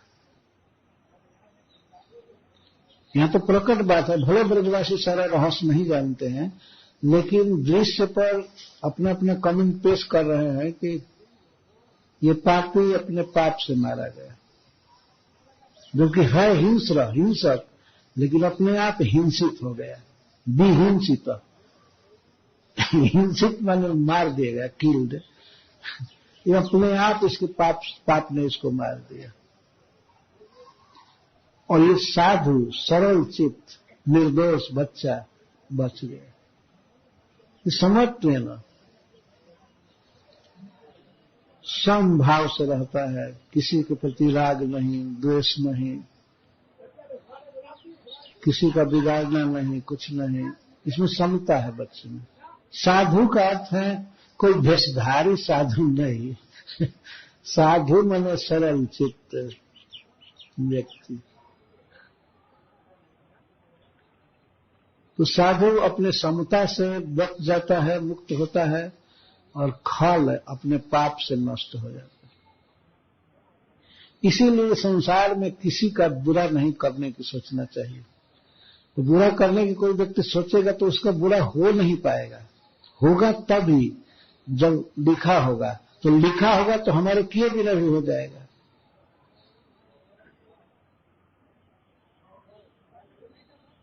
इसलिए संसार में बहुत बहुत तरह से सीख करके आचरण करना चाहिए। तो तृणावर्त का वध हुआ है, तो वध किया कौन? कोई नहीं किया, वास्तव में वो गिरा मर गया, वो उसका पाप लाया, मार दिया। जब ब्रज में आया तो हम लोग तो नहीं कहेंगे कि कोई पाप किया था तो ब्रज में आया, वो तो कोई पुण्य था, मरा भी है, वो भी बहुत भारी सुकृत कि ब्रज धाम में मरा। लेकिन केवल मृत्यु पर विचार किया जाए और इस दुष्कर्म से बच्चे का अपहरण किया, ले गया आकाश में, तो इस पर ब्रजवासी कह रहे हैं हिंसा स्वपापे न विहिंसिता खला साधु समत्व न भयाद् विमुच्यते। अपने पापों से ही ये खल मर गया। और इस बच्चे को बचाने कौन गया था? इस राक्षस से कौन बचाया? हम तो सभी रो रहे थे, छटपटा रहे थे, लेकिन फिर भी बच करके आ गए। देखो, जो किसी का नहीं बिगाड़ा है तो भगवान उसकी रक्षा करते हैं। इस बच्चे को यह देखो, ये सब बालक, ये तो जानता भी नहीं होगा कि हमको कोई हर कर ले जा रहा है, और जान भी जाए तो क्या करेगा? कोई बच्चा जान भी जाए कि ये हमारा अपहरण करके ले जा रहा है तो क्या करेगा? आकाश में क्या करेगा? अरे पापी अपने आप बच गया और अपने गुण से ही बच्चा बच गया। ये पापी मर गया और ये बच गया। तो ये बात कह करके अब क्या सोच रहे हैं कि अब अपने भाग्य का अभिनंदन कर रहे हैं। हमारा बहुत बड़ा भाग्य है कि हमारा बच्चा आ गया है। तो भाग्य कैसे? भाग्य का अर्थ है कि पहले का शुभ कर्म है, वही भाग्य बनता है। भाग्य कोई ऐसे निर्विशेष चीज नहीं है कि बस भाग्य है। भाग्य मतलब पहले का किया हुआ शुभ कर्म, वही भाग्य बनता है। तो उसी को कह रहे हैं किन्न तपः चीर्ण मधोक्षजार्चनम् पूर्तेष्ट दत्तम् उत भूत सहृदम् जत्संपरेतः पुनरेव बालको दृष्ट्या स्वबन्धुम् प्रणयन्नुपस्थितः। हम लोगों ने क्या तप किया था। चीर्णम मतलब संपादितम कृतम, किन्नस तपस चीर्णम, हम लोगों ने क्या तप किया था, हमारे द्वारा क्या तप हुआ था।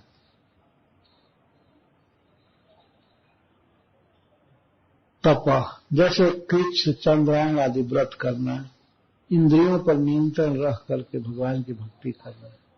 हम लोगों ने क्या सर्दी गर्मी सह करके, मान अपमान सह करके जीवन जिया था, तपस्या किया था कि यह बच्चा संपरेतः मर करके आ गया।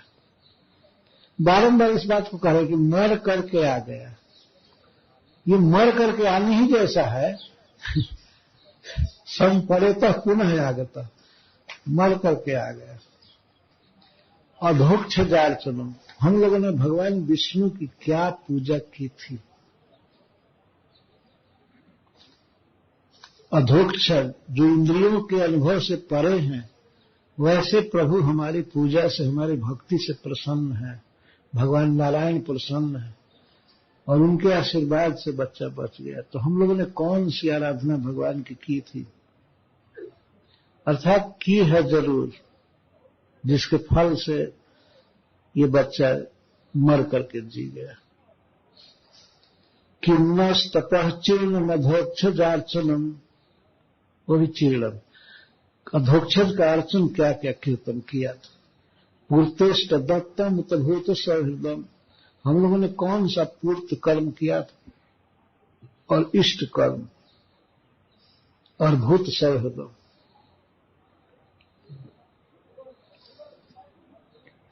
पूर्त कर्म कहते हैं बापी कूप तड़ागादि देवता यत्नानि च अन्न प्रदान मारामः पूर्तमित्त विधि।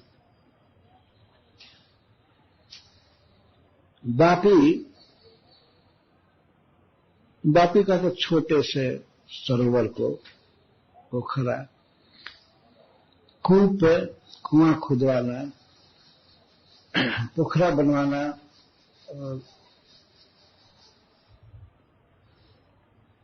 बापी कूप कुआं बनवाना, जीवों की प्यास बुझाने के लिए। जीव घूमते रहते हैं और उनको प्यास लगती है, तो कुआं, बावली और तालाब बनाना और बगीचा, पेड़ पौधा लगाना और देवता यत्नानि च, और देवताओं के आयतन, घर बनाना, मंदिर बनाना है सब, और अन्न प्रदान आदि करना है और आराम, बगीचा लगाना है। इसको पूर्त कर्म कहते हैं। तो हम लोगों ने अवश्य पूर्त कर्म किया होगा, जिससे कि बच्चा मर करके भी जी गया, इस संकट से पार हो गया। ये सब पवित्र कर्म हैं जिन्हें मनुष्य को अपनी शक्ति के अनुसार करते रहना चाहिए। सर्दी है तो पूर्त कर्म जैसे बगीचा लगाना, पेड़ पौधा लगाना, रोड बनाना, रोड के दोनों किनारे पेड़ लगाना, जिससे कि रास्ता चलने वाले लोग पेड़ों की छाया में विश्राम करते हैं, और कुआं खुदवाना। कुआं नहीं खुदवा सकते हैं तो कम से कम प्याऊ लगाना है पानी पीने के लिए। ये सब बड़े ही पुण्य कर्म है, इसकी आवश्यकता है। कभी कभी कुछ मूर्ख लोग कहते हैं ये सब पुण्य कर्म है, बंधन लगेगा, ये सब नहीं करना चाहिए। तो दूसरे का पानी पिया करो, वो बंधन नहीं करेगा। ये सब बंधन करेगा पुण्य कर्म। ये सब कर्म करना ही चाहिए। भगवान गीता में कहते हैं कि यज्ञ दान तपः कर्म न त्याज्यम कार्य में तत् यज्ञ दान तपः कर्म पावनानि मनीषिणा। ये यज्ञ दान तप करना ही चाहिए, न त्याज्य, इसका त्याग नहीं करना चाहिए। अर्जुन ने पूछा कि कुछ लोग कहते हैं कि जो एडवांस हो जाता है अध्यात्म में उसको ये सब यज्ञ दान तप नहीं करना चाहिए। तो मैं आपका विचार सुनना चाहता हूं, आप क्या कहते हैं? तब भगवान कहते हैं यज्ञ दान तपः कर्म न त्याज्यम कार्यम एवच। करना ही चाहिए, त्यागना नहीं चाहिए, क्योंकि यज्ञ दान तपः कर्म पावनानि मनीषिणाम। ये मनुष्यों को भी, बड़े बड़े सिद्धों को भी, साधकों को ये पवित्र करते हैं। पावनानि मनीषिणाम, ये सब कार्य करना चाहिए। यज्ञ जैसे उसमें भागवतम है या भगवान का कीर्तन है, और यज्ञ के दो और अर्थ भी होते हैं, हवन करना और वैष्णव के मुख में हवन करना, खिलाना करना, इसको यज्ञ कहते हैं। ये मनुष्यों को भी पवित्र करने वाले। अगर ब्राह्मण भी ये सब काम न करें तो अशुद्ध हो जाएंगे। करते रहना चाहिए। तप है, दान है, करना ही चाहिए। और ये दो बात करो कि न त्याज्य, करना ही चाहिए, त्यागना नहीं चाहिए। भगवान गीता में अपना विचार दे रहे हैं, अर्जुन के प्रश्न पर उत्तर दे रहे हैं। तो यहां पर ब्रजवासी जो बोल रहे हैं कि हमने क्या पूर्त कर्म किया था जिससे हमारा बच्चा इस घोर संकट से पार हो गया, मृत्यु के मुख से आ गया, ये सब उद्गार प्रत्येक मनुष्य को सीखना चाहिए। उसकी जितनी शक्ति है, जितनी योग्यता है, उसके अनुसार ये काम करना ही चाहिए। ये भगवान का उपदेश है। देवता का आयतन बनाना, धर्मशाला बनाना, अब तो धर्मशाला सब गेस्ट हाउस हो गया। तो वो भी आतिथ्यम इष्ट कर्म है, अतिथि की सेवा करना है। लेकिन अब तो कलयुग में सब विपरीत हो गया, नाम भर रह गया आतिथ्य। एक बार दिल्ली में बोल रहे थे एक भक्त, अतिथि देवो भव, तो मजाक में अर्थ कर रहे थे, एकांत में बात हो रही थी, हे अतिथि देने वाला बनो, आओ और दे करके जाओ, देवो भव।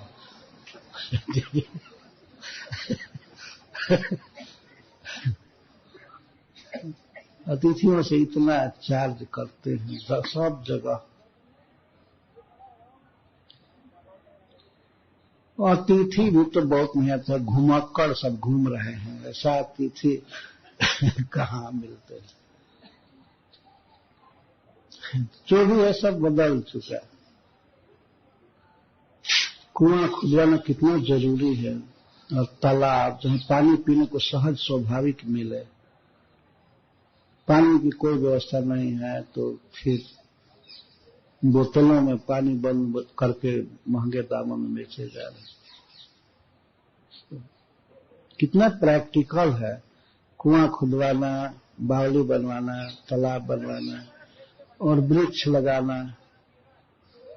कोई भी सहृदय व्यक्ति समझ सकता है कि इसकी कितनी जरूरत है समाज में। पब्लिक के लिए सब करना बहुत पुनीत कार्य है। तो वापी कूप तड़ागादि देवता इतमान अन्न प्रदान, अन्न देना, भोजन देना और आराम, बगीचा लगाना, इसको पूर्त कर्म कहते हैं। और अग्निहोत्र, तपः सत्यम, वेदानाम चान पालनम, आतिथ्यम, वैश्वदेवाश्च इष्टम विधीयते। और इष्ट कर्म का अर्थ क्या है? पूर्तिष्ठ दत्तम इसमें आया है। इष्ट कर्म का अर्थ है अग्निहोत्र करना, हवन करना, तपस्या करना, सत्य का पालन करना, वेदों की आज्ञाओं का पालन करना और अतिथियों का स्वागत करना। और बलिवैश्य दे, पंच महायज्ञ करना, जीवों को देना, इसको इष्ट कर्म कहते हैं। आतिथ्य। और दत्तम का क्या अर्थ है? शरणागत संत्राणम भूतानाम चाप्य हिंसनम। अपनी शरण में आए हुए जीवों को पालना, संत्राण पर पालन करना। साधनहीन, पैसाहीन, शारीरिक क्षमताहीन कई लोग हैं, शरण में आते हैं, तो इसके लिए हॉस्पिटल खोलना, जहां फ्री दवा दिया जाए, सुखी करने का प्रयास करना, और विद्यालय खोलना जहां पर निःशुल्क पढ़ाई की जाए, ये बड़े उपकार के कार्य हैं। सब दत्त में आते हैं, दान देना इसके लिए। और इष्ट कर्म नहीं आएगा ये श्रीमद् भागवत सप्ताह आदि, जिसके लिए दान देना करना। तो ये सब कृत्य ऐसे हैं जो किसी व्यक्ति को बड़े बड़े संकटों से बचा लेते हैं। हमने क्या पूर्त कर्म किया, क्या इष्ट कर्म किया, क्या दान दिया, जिससे कि हमारा बच्चा मृत्यु के मुख से लौट रहा है। जच्चन परेतः पुनरेव बालक, ये बालक पुनः आ गया और हम लोगों के हर्ष को बढ़ाते हुए हम लोगों के बीच है यार। इसको देख करके हमारा हर्ष बढ़ रहा है, हम सुखी। तो इस प्रसंग पर दृष्टिया स्वबंधन प्रणयन उपस्थित, हमारा सौभाग्य है कि हमारे हर्ष को बढ़ाते हुए ये हमारा बच्चा हम लोगों के बीच में है। तो हम लोगों ने अवश्य भगवान की पूजा किया होगा, अवश्य पूर्त कर्म किया होगा, दूसरे का उपकार किया होगा, और इष्ट कर्म किया होगा तथा दान दिया होगा। ये वाक्य बता रहे हैं कि ये इन सब कार्यों से परिवार की रक्षा होती है, समाज की रक्षा होती है, समाज सुखी रहता है। जब तक जीना है तो दूसरे को सुख देते हुए जीना चाहिए। यही इसका अर्थ है कि हम लोगों ने सुख दिया है, दूसरे जीवों को पानी पिलाया है, भोजन कराया है, दान दिया, पूर्त कर्म किया, जो भी उचित कार्य है हमने किया है, इसके फल से हमारा बच्चा आज हमारे बीच है और सुरक्षित है। इन कर्मों की कभी अवहेलना नहीं करनी चाहिए। भगवान ने जो बात बोल रहे हैं कि यज्ञ दान तपः कर्म न त्याज्यम, नहीं छोड़ना चाहिए, कार्य में वो तत्व करना ही चाहिए, कार्यम एवं तत्व करना ही चाहिए। इसलिए मैं इस पर जोर दिया इस बात पर, क्योंकि अज्ञता बस कई लोग इसका अर्थ समझ नहीं पाते।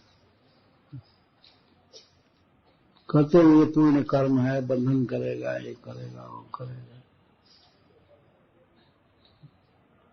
ये सब भावुक विचार है और उदार हृदय के बातें नहीं है। जितने भी महान पुरुष हुए हैं दूसरे के हित के लिए काम किए।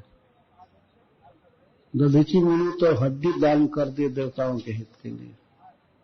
शिव महाराज अपने शरीर का मांस दान कर दिए।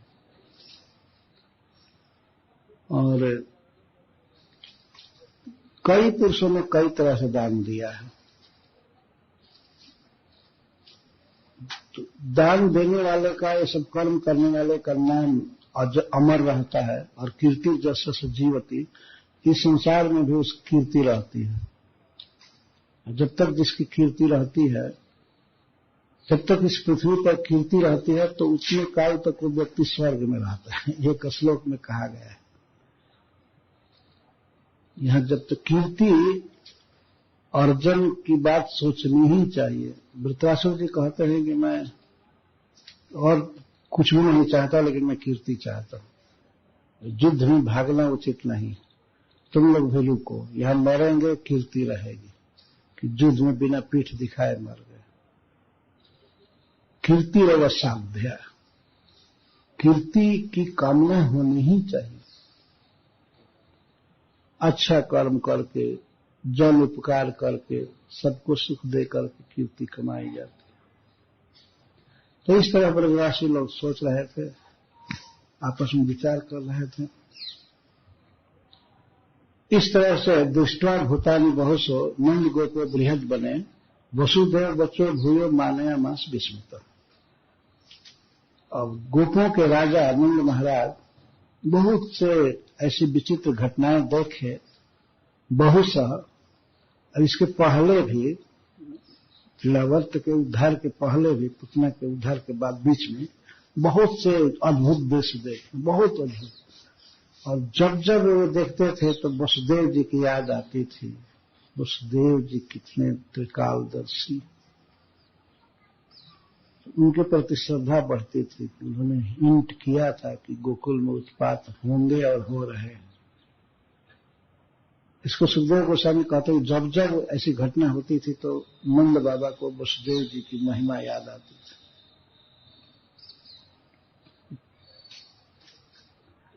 इस प्रकार से ये लीला पूरी हुई।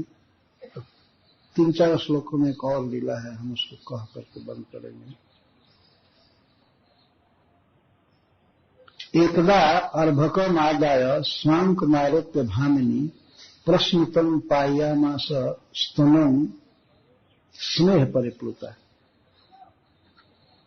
एक समय मां यशोदा अपनी गोद में श्री कृष्ण को लेकर और स्नेह से परिप्लुत होकर चुचुआते हुए स्तन को पिलाने लगे। प्रश्नुतम, जिस स्तन में दूध चू रहा था। स्नुतम केवल नहीं कह रहे, प्रश्नुतम, बहुत वात्सल्यमयी मां यशोदा है, तो उसके स्तन से दूध झर रहा था, तो उस दूध को पिलाने लगे।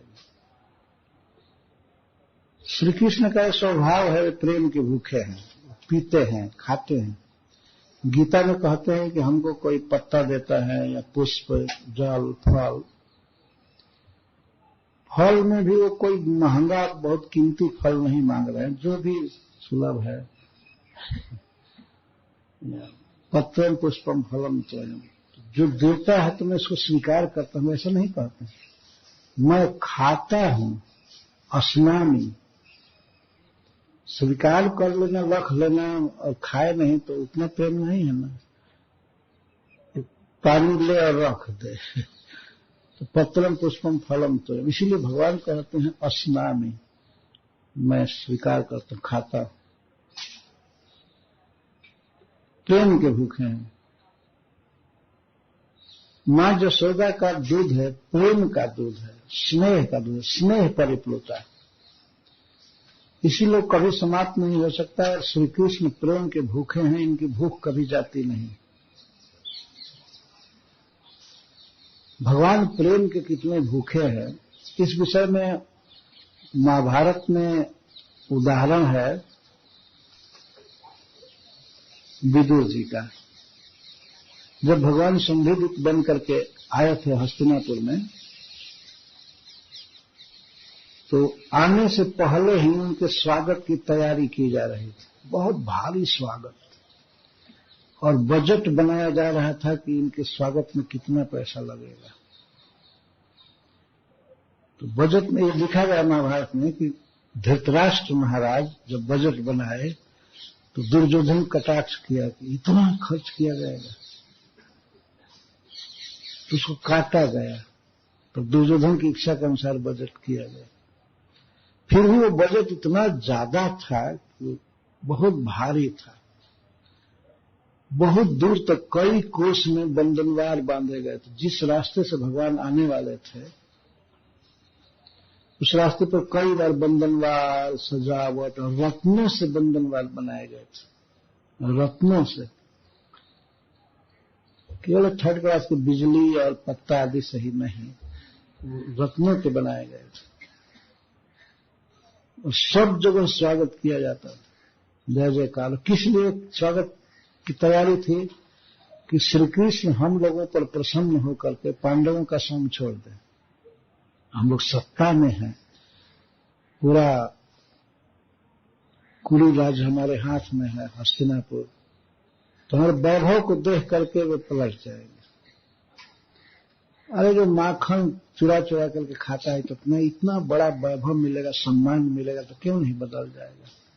वो पार्टी छोड़ करके इसमें हो जाएगा। इस तरह से इसी नियत से तैयारी थी। और महाभारत में वर्णन है कि जब भगवान आए रास्ते में कोई स्वागत स्वीकार नहीं किया। इतनी तैयारियां थी, उसको तो छोड़ ही दिए। और जब सभा में आए पहुंचे तो उन्होंने कहा कि मैं युधिष्ठिर महाराज का दूत बन करके आया हूं और मेरा काम हो जाएगा तो मैं भोजन करूंगा, इसके पहले नहीं। हमारी बात आप लोग सुन लीजिए और मानना हो मानिए, न मानना हो, मेरा काम है कहना। तो ये जब मैं कह लूं तो इसके बाद मैं भोजन करूंगा। तो दुर्योधन बहस करने लगा भगवान से, क्या हम कोई हीन जाति के हैं कि हमारा और आपके साथ संबंध नहीं है? क्या आपका केवल संबंध अर्जुन से है, हमसे नहीं है? वास्तविक बात है कि यह दुर्योधन के साथ भगवान का बहुत घनिष्ठ संबंध था।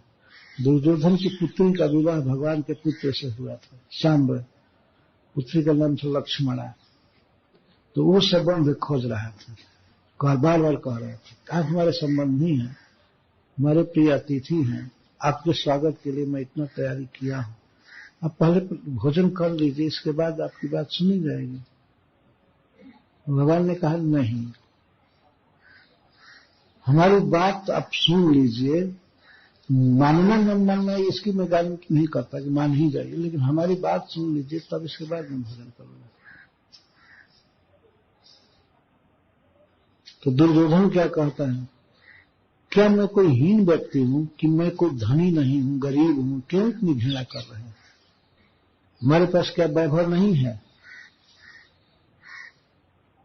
भगवान का अंत में कह दे, देखिए भोजन दो ही परिस्थिति में किया जाता है। भूख से व्यक्ति व्याकुल हो, प्राण जाने की नौबत हो, तो बिना प्रेम के भी खा लिया जाता है शरीर बचाने के लिए, और नहीं तो जहां प्रेम है वहां खाया जाता है। तो मैं तो भूख से मर नहीं रहा हूं, आप में प्रेम है नहीं, सीधा भगवान बोलते, आप में प्रेम है नहीं, खिलाने की भावना प्रेम नहीं है, और मैं कोई ऐसी दशा में नहीं हूं। ये जब भगवान ने कहा और इसके बाद तब उनको अलाउ किया गया सभा में बोलने का, उन्होंने प्रवचन किया, जो बोलना था बोले। अंत में दुर्योधन उनको बांधने का भी प्रयास किया, लेकिन मुक्त हो गए, तो बंधन पड़े नहीं भगवान। इसके बाद वे सीधे जाने लगे। सीधे कहां गए? विदुर जी के यहां। सारा 56 भोग और रियल 56 भोग बनता था इधर से गिनाने के लिए नहीं, जो 56 भोग में बनना चाहिए, जो जो चीज वो सब बने थे, लेकिन भगवान ने कुछ भी नहीं खाया। भूख लगी थी, चले गए विदुर जी के यहां। तो विदुर जी अभी सभा में पहुंचे नहीं थे, अपने घर पर नहीं पहुंचे थे, कहीं रुके थे, बातचीत कर रहे होंगे जहां होंगे।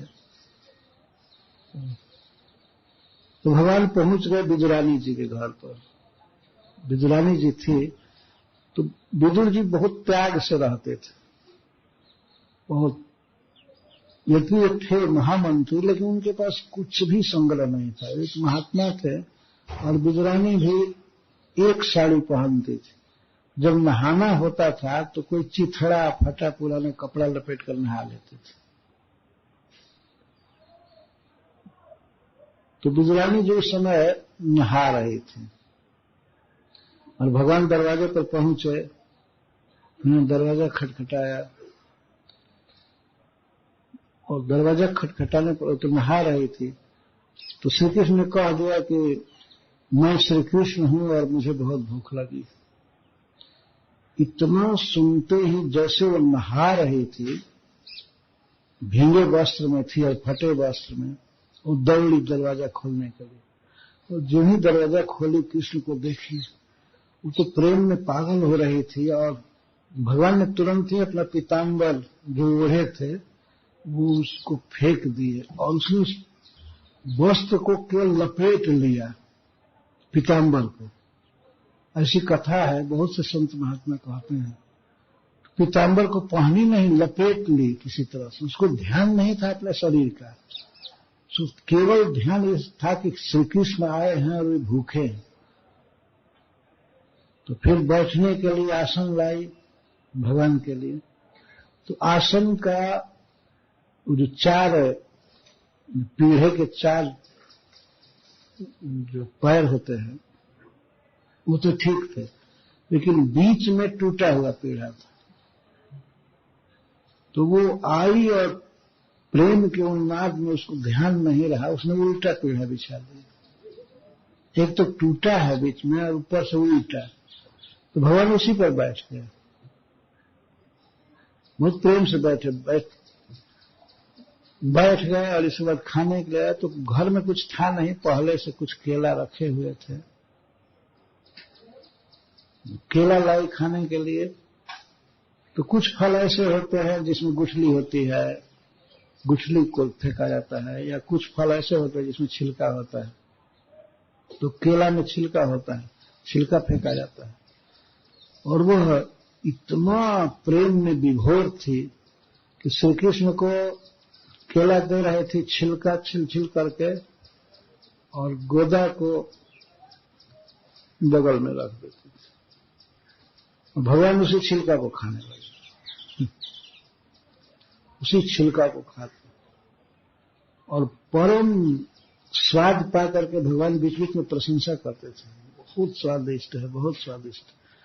और तब तक तो बीच में विजय जी आए, वो देखे भगवान का पीताम्बर पहने हुए, ओढ़े हुए, और इसके बाद भोजन करते हुए भगवान को देखे। वो तो देख करके दंग हो गए, अपनी पत्नी को सबसे पहले डांटे, करे पगली तुम ये क्या कर रही हो, तुम भगवान को छिलका दे रही हो और गोदा दे नहीं रही हो।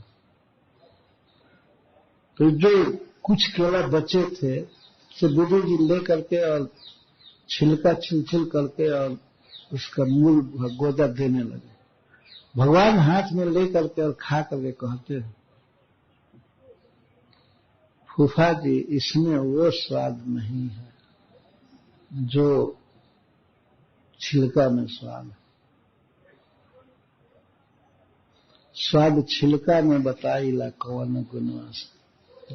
ये बात सर्वत्र प्रसिद्ध है। भगवान वो छिलका खा रहे हैं और उसकी याद करते हैं हमेशा। तो मां यशोदा का जो दूध है वैसे ही प्रेम उसके अमृत से भरा हुआ है। भगवान को उसको पीने में कभी तृप्ति नहीं होती। कभी कभी रोहिणी जी यशोदा जी को डांटती हैं कि इतना दूध पिएगा तो इसका पेट में अपच होगा, बीमार होगा, इतना क्यों पीता है। मां यशोदा को भी कभी कभी शौक होता था कि इतना कैसे पीता है, तो मन में चिंता होती थी इतना कैसे दूध पी रहा है। इसी शंका का समाधान करने के लिए भगवान ने अपने मुख में सारा ब्रह्मांड दिखाया, सारे जीवों। और मानो उन्होंने ये कहा कि मैया मैं अकेले नहीं हूं, देखो कितने लोग पी रहे हैं। इसके लिए उन्होंने दूध दिखाया। तो वही लीला है कि एक बार प्रेममयी स्नेहमयी मां यशोदा पुत्र को अंक में ले करके और चुचुआते हुए स्तन को पिलाने लगी। प्रस्मितम पायामास स्तनम स्नेह परिप्लुता। स्नेह में भरे हुई श्री यशोदा जी अपने पुत्र को दूध पिलाने लगी। पीत प्रायस्य जननी सुतस्य रुचिरस्मितम मुखम लालयति राजन जृंभते दर्द से इदम। तो प्रायः पी चुके थे, उस दिन दूध है भरपेट पी चुके थे। पीने के बाद अब थोड़ी थोड़ी लगता था खाने के बाद, पीने के बाद अब तंद्रा आ रही है, तो जम्हाई लेने लगे। तो मां दूध पिला करके फिर मुख चूम रही थी। मुख चूमते चूमते उसने देखा कि इसको जम्हाई आ रही है। तो जम्हाई में जिह्वा कहते हैं, उसमें मुख अपने आप खुलता है। जम्हाई आने लगी। तो मां यशोदा देखी ध्यान से, तो दर्द से इदम, इदम मतलब विश्वम, इस विश्व को मां यशोदा ने देखा। गोद में ही ली थी, अभी अंक में थे और गोद में ही सोने लगे। जम्हाई आई तो देखे, मुख में ही देखने लगे। खम्रो दसी जो तिरमी कमाशा सूर्जेन्दु बहनी श्वसनाम बुधिंश्च द्वीपान नगान तद दुहितिर्बनानी भूतान यानी स्थिर गंगमानी। सारे संसार को देखा, सारे जीवों को देखा। क्या क्या देखा? खम, संपूर्ण आकाश श्री कृष्ण के मुख में है, और रेदसी अंतरिक्ष, ज्योति, समस्त ग्रह तारा आदि। ज्योति अनेकम मतलब तारों का समुदाय, ग्रहों का समुदाय, और आशा सारी दिशाएं, सूर्य, चंद्रमा, अग्नि, वायु और समुद्र भी, समस्त द्वीप, पर्वत और पर्वतों की पुत्रियां, नदियां, तद्दुहित्री और समस्त वन, और जो भी अस्थिर और जंगम, चर और अचर भूतानी जीव हैं, वे सब मां यशोदा ने देखा। ये सब देखने पर मां यशोदा पर क्या असर पड़ा? साविक्ष विश्वम सहसा राजन संजात बेपथु। हे राजन, मां यशोदा ने जब श्री कृष्ण के मुख में समस्त विश्व को देखा, अकस्मात देखा, तो संजात बेपथु, उसका शरीर कांपने लगा। शरीर कांपने लगा कि ये मैं क्या देख रही हूं, किसी राक्षस की माया है, क्या है? हमारे पुत्र के मुख में ये सब क्यों दिखाई दे रहा?